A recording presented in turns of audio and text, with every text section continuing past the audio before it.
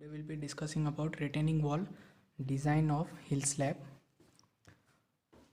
Already हमने P max और P minimum find कर लिया है, प्रेशर मैक्सिमम है, pressure minimum at base. So हम उसके regarding pressure distribution diagram draw करेंगे एज पर द वैल्यू. हमें P मिनिमम की वैल्यू मालूम है. P मिनिमम की वैल्यू है 49.25 kilo newton per metre square and P maximum की वैल्यू है 134.86 kilo newton per metre square. Now ये A पॉइंट हो गया, ये हमारा हो गया B पॉइंट. टोटल लेंथ हमें मालूम है कितनी है हमारी 4 metre. Okay, but as per हम डिवाइड करेंगे टो, शीयर की और हील को, तो हमें मिलेगा A से first point C, then D and then B. So first हमारा टो की लेंथ है 1.20 metre. Then C to D means जहाँ हमारा शीयर की या स्टेम होता है वहाँ पे हमारा है 0.45 एंड थर्ड हमारा है 2.35 मीटर ऑफ हील. ये हमें टोटल लेंथ मिल गई है हमारी. अब हमें A पॉइंट पे मैक्सिमम प्रेशर है वो हमें मिल गया वैल्यू. B पॉइंट पे मिनिमम प्रेशर है उसकी वैल्यू हमारे पास. बट C और D पे कितना प्रेशर है इंटरमीडिएट पॉइंट पे वो फाइंड करना होगा. सो वो हम कैसे फाइंड करेंगे, तो हम सिंपल ये जो हमारा पूरा प्रेशर डायग्राम है इसको हम डिवाइड कर देते हैं शेप वाइज. तो यहाँ से एक इमेजिनरी लाइन ड्रॉ होगी जो इस प्रेशर डायग्राम को दो पार्ट में डिवाइड कर देगी. पहला पार्ट हो जाएगा रेक्टेंगल एंड सेकंड हो जाएगा ट्रायंगल. तो ट्रायंगल पार्ट में जो ये P मिनिमम है वही सेम वैल्यू यहाँ पे भी हम लिख सकते हैं 49.25 क्योंकि ये रेक्टेंगल पोर्शन है. अब यहाँ पे जो बची हुई वैल्यू हुई, बचा हुआ पोर्शन है उसकी वैल्यू कितनी होगी, तो 134.86 माइनस 49.25 जो कि होगा हमारा 85.81 kilo newton per metre square. ये हमारा इस ट्रायंगल पोर्शन का हुआ.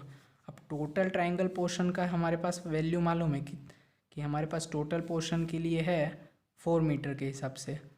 ठीक है, कि ये 4 मीटर की लेंथ है उसके लिए हमारे पास है 85.81. सो हम ट्रायंगल लॉ यूज़ करेंगे तो हमें ये बाकी दो पॉइंट के लिए भी मिल जाएगा और उसमें हम 49.25 को प्लस करेंगे तो हमें पूरा प्रेशर पॉइंट मिल जाएगा कि एग्जैक्ट प्रेशर कितना आ रहा है दोनों जगह पे. सो हम आगे देखते हैं इंटरपोलेशन मेथड से. तो पहले pressure at the junction of stamp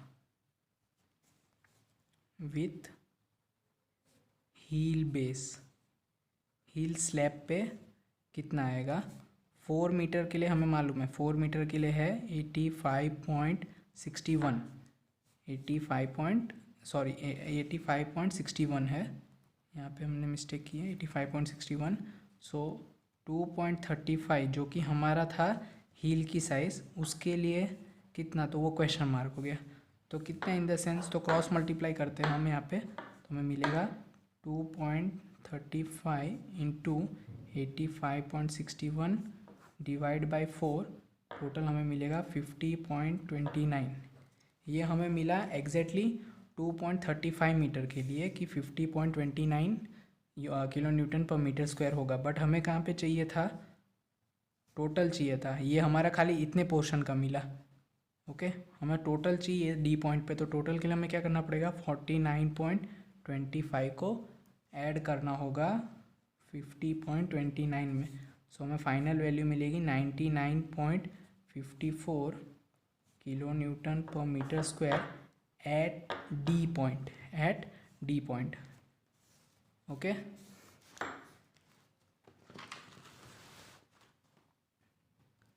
same as it is हम आते हैं pressure at the junction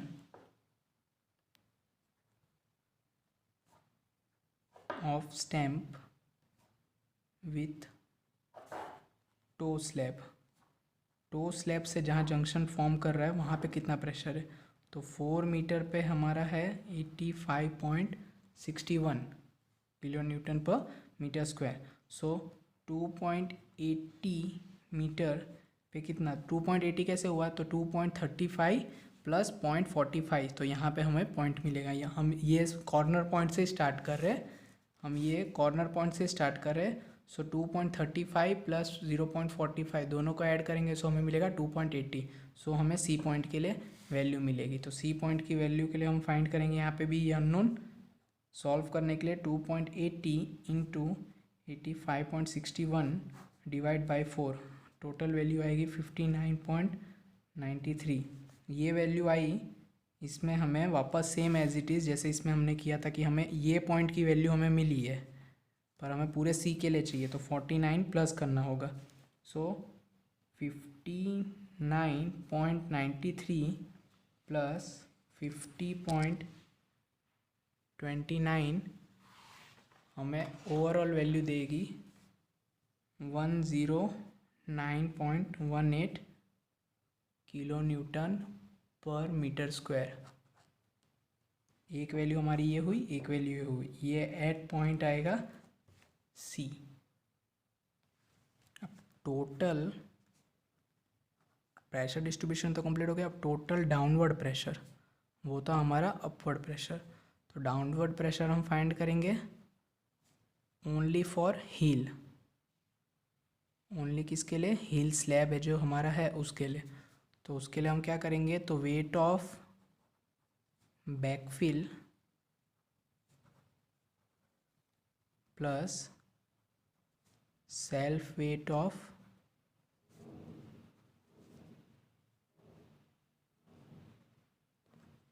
heal, self weight of heel slab, दोनों को हम ऐड करेंगे। तो उसके लिए हम फाइंड कर सकते हैं, तो पहले तो वेट के लिए 6.2 जो कि हमारी हाइट है बैकफिल की, इंटू 18 क्या हमारा डेंसिटी है, ऑलरेडी मैंने आगे बताया न्यूमेरिकल में कि 18 हमारा डेंसिटी है सॉइल का। देन 0.5 हमारा हिल स्लैब की थिकनेस है, एंड 25 हमारा RCC रेनफोर्स कंक्रीट के लिए डेंसिटी है। ओके, सो हमें ये मिलेगा 124.10 kilo newton per metre square downward pressure for heels में। ऑलरेडी 124 जो हमारा वैल्यू थी वो हमने डाउनवर्ड प्रेशर फाइंड कर लिया। हमारे पास अपवर्ड प्रेशर है, हमारे पास डाउनवर्ड प्रेशर है, तो हम नेट प्रेशर निकाल सकते हैं। तो चलो नेट प्रेशर के लिए हम पहले अपवर्ड प्रेशर का डायग्राम बनाते हैं, पर्टिकुलरली ओनली हील के लिए अब डायग्राम रेडी होगा। सो हील के लिए यहाँ पे 49.25 kilo newton per metre square, and then maximum place पे 99.54 kilo newton per metre square. ये हमारा पॉइंट डी, ये हमारा पॉइंट बी। ओके, इसकी टोटल लेंथ है 2.35 मीटर। ये पूरा हमारा कौन सा हो गया, अपवर्ड प्रेशर। अब हम बात करते हैं डाउनवर्ड प्रेशर के लिए। तो डाउनवर्ड प्रेशर के लिए भी हम सेम डायग्राम ड्रॉ करेंगे। इट इज़ ये डाउनवर्ड के लिए है, इसकी वैल्यू आएगी 124.10 kilo newton per metre square, 124.10 kilo newton per metre square.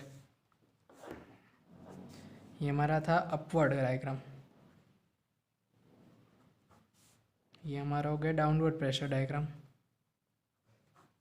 इन दोनों के सबमेशन में जो इक्वल होगा सम होने के बाद वो हमारा आएगा नेट प्रेशर डायग्राम। तो नेट प्रेशर डायग्राम कुछ इस तरह से होगा।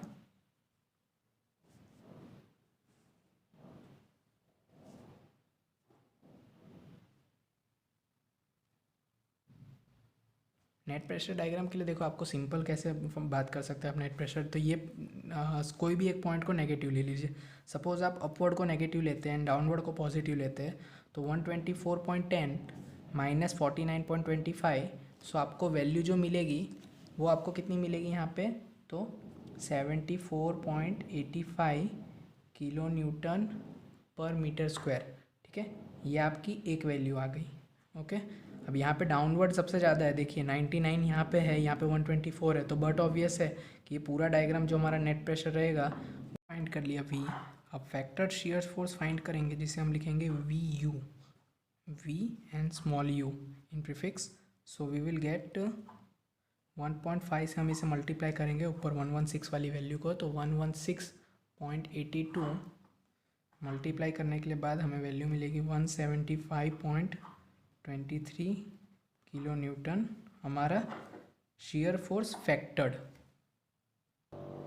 फैक्टर शियर फोर्स फाइंड कर लिया हमने। सो अब फाइंड करते हैं हम maximum bending moment at point D. Okay, so ऊपर जो हमारी वैल्यू आई थी शियर फोर्स की, सेम एज इट इज़ हम लिखेंगे 57.72 हमारा एरिया था, याद हो तो, किसके लिए, रेक्टेंगुलर सेक्शन के लिए। उसको मल्टीप्लाई करना है हमें उसके CG से, तो CG कितना होता है, B/2 पे होता है, तो B/2, सो 2.35 डिवाइड बाई 2, ये हमारा फर्स्ट के लिए। देन सेकेंड सेक्शन के लिए हमारा मीन्स ट्रायंगुलर सेक्शन के लिए, 59.10 हमारा पॉइंट था, वैल्यू थी एरिया की, and multiply by CG point from centre point, तो सेंटर पॉइंट से CG हम काउंट करेंगे। सो 2/3 लेते हैं हम इंटू बेस, सो 2/3 into base means 2.35। Okay, value हमें मिलेगी 67.82 एंड 92.59। ओके, ओवरऑल मिलेगा हमें 160.41 kilo newton into metre, into metre हमारी यूनिट होती है बेंडिंग मोमेंट की, वो मिलेगा। फिर हम फाइंड करते हैं factor bending moment. Okay, factor bending moment MU equals to 1.5 से हम मल्टीप्लाई करेंगे 160.41 को, सो हमें मिलेगा 240.62 किलो न्यूटन इंटू मीटर हमारा factored moment. And small d की वैल्यू है 500 माइनस 50, जो कि हमारा 450 mm, ऑलरेडी आगे ये फाइंड कर ही लिया है हमने। सो MU/BD² अब कर रहे हैं हम। MU/BD² का मुझे नहीं लगता आपको रीज़न बताने की ज़रूरत है, ऑलरेडी आपने लास्ट स्टेम के डिज़ाइन में पढ़ा होगा कि हम रेनफोर्समेंट को फाइंड करने के लिए MU/BD² करते हैं ताकि हम SP16 को यूज़ कर सके। यहाँ पे हमें MU/BD² की वैल्यू मिली 1.188। ओके, उस पे से हमने PT परसेंटेज फाइंड किया, 0.355% मिला हमें on page number 48 of SP16। Then हम AST फाइंड करते हैं PT परसेंटेज से, तो PT/100, PT/BD/100 ऑलरेडी हमने फाइंड किया आगे में भी, तो 0.355 अपॉन 100 इंटू B 1000 हमें पर मीटर के लिए फाइंड करना है, एंड स्मॉल d हमारे पास है, हमने फाइंड किया 450। सो हमें आंसर मिलेगी 1597.50 mm²। हम जब प्रोवाइड करेंगे AST तो हम इसको लिख सकते हैं, provide 16 mm bars at 120 mm centre to centre. इसका AST हमें मिलेगा provided 1675 mm² on top face of heel. ये हमारा मेन स्टील हमने फाइंड किया, ठीक है, कि टॉप फेस ऑफ हील पे हमारा मेन स्टील कितना होगा, वो है हमारा 16 mm का रेनफोर्समेंट यूज़ करना है with 120 mm centre to centre distance. And main steel हो गया। सो हमारा अब आता है डिस्ट्रीब्यूशन स्टील। सेम स्टेप्स है जैसे आपने डिज़ाइन ऑफ स्टेम में सीखा था कि डिस्ट्रीब्यूशन स्टील, तो डिस्ट्रीब्यूशन स्टील हमें इसमें कितना प्रोवाइड करना है, minimum 0.12% of cross section area, cross sectional area means AST distribution steel के लिए 0.12/100 into 1000 into 500 capital D cross sectional area. इसके लिए हम यहाँ पे कैपिटल D की वैल्यू लिख रहे हैं, ना कि स्मॉल d की। ओके, क्लियर रखना।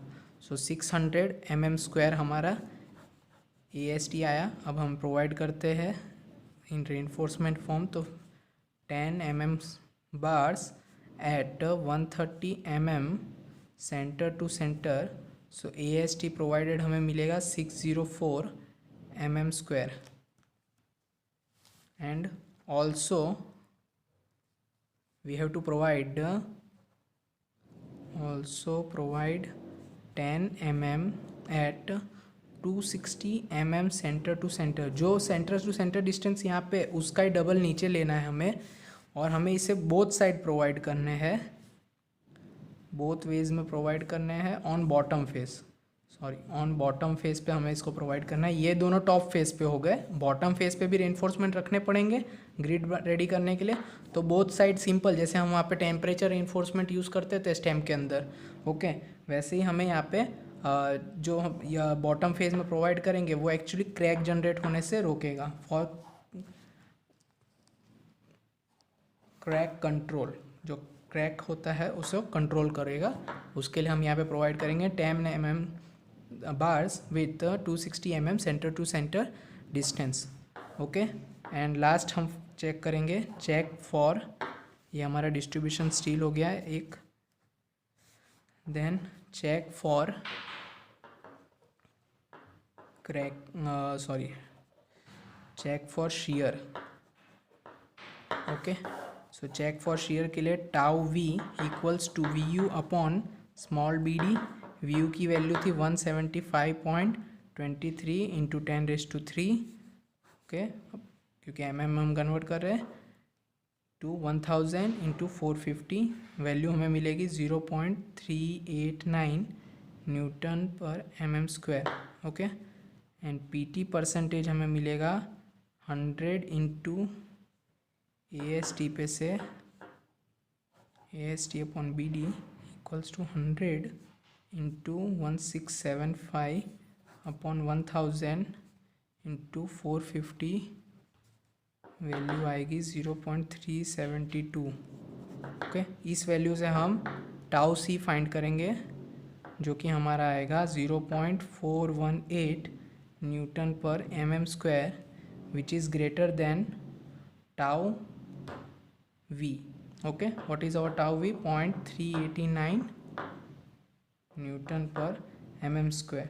सेम चेक है जैसे हमने ऑलरेडी आगे किया था ना, सेम चेक है, तो hence it is called okay. Check satisfied हो रहा है हमारे यहाँ पे, ओके। यहाँ पे हमारा हील वाला डिज़ाइन कंप्लीट होता है स्लैब का। नेक्स्ट लेक्चर में हम टो स्लैब की डिज़ाइन देखेंगे।